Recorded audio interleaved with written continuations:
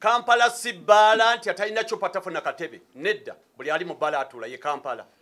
Kampala si mukazi namakula nti anyirira wanooka weweerwa ate akabina kaddogovu teri.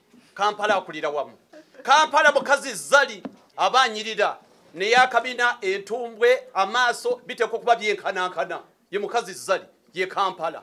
N'olwekyo bimulowooza nti mujja kuzaako abamu abatembeeyi mu bagobe abatundira ku nguudo ababodaboda tebiriiyo. Buli omu alina okubeera mu Kampala nga bw'olaba zali ateekwa okuba balansinga. Ekitali ekyo ekiddako mu kirinde kubanga baatulonda tukiikiri. Waliwo ekibiina kye bayita Smart City Executive Director kyakozesa okukwata abantu okukuba abantu mu kibuga. Ekyo tetugenda kikkiriza ng'abakulembeze b'ekibuga kino. Abantu abo babonyebonye nnyo. Minisita ayogera kirala, RCC ayogera kirala, Executive Director ayogera kirala. Naffe ba politician abakiikira abantu abo twogera ekintu kirala.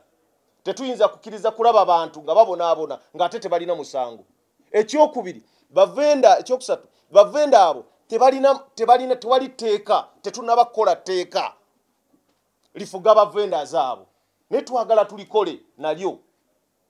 Tuli ekibiina ekyo ekya Smart City tukivumirira, tetukimanyi mu mateeka, wano mu KCC tekiriiwo.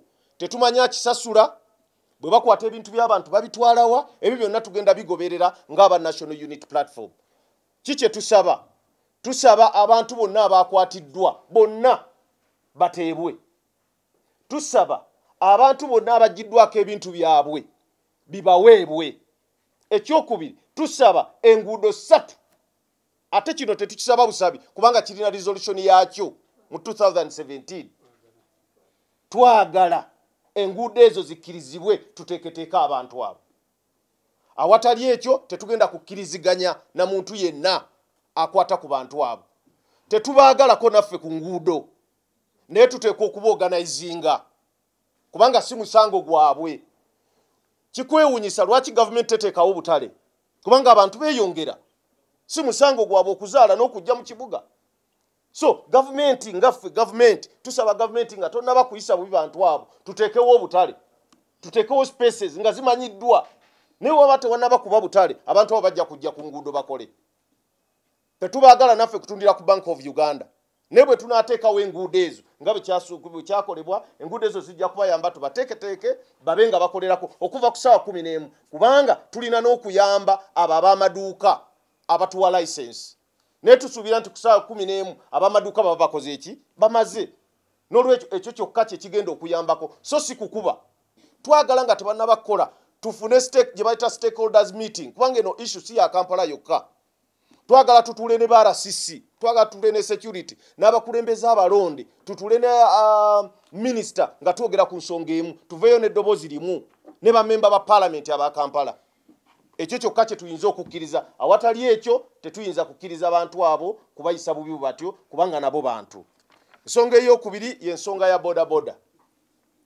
Ffe ng'aba National Unity Platform tulowooza nti si kituufu President w'eggwanga okuggyawo obukwakulizo bonna ku curfew ku COVID n'oleka ababodaboda nga bo babonaabona.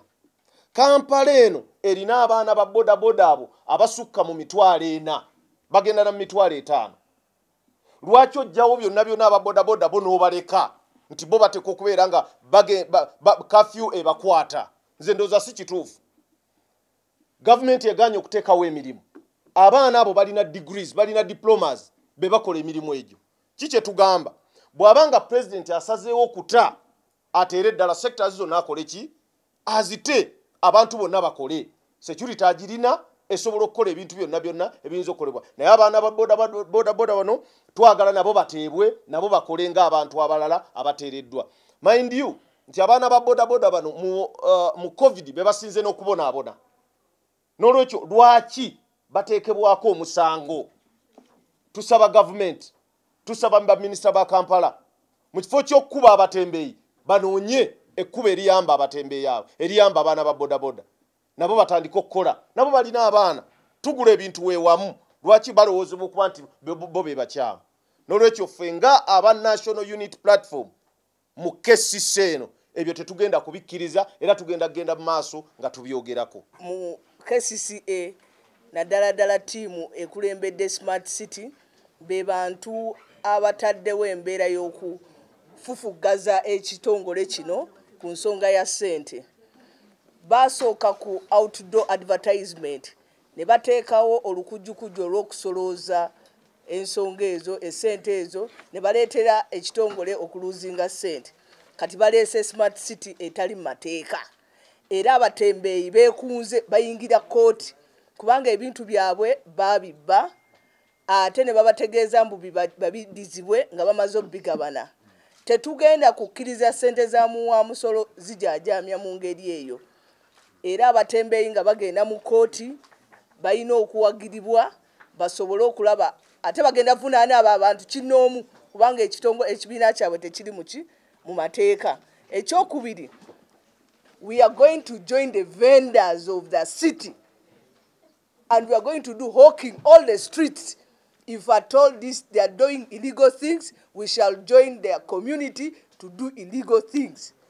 Twagala abatembeeyi bamale kuteekebwa balyoke bakole ki bavunaanibwe.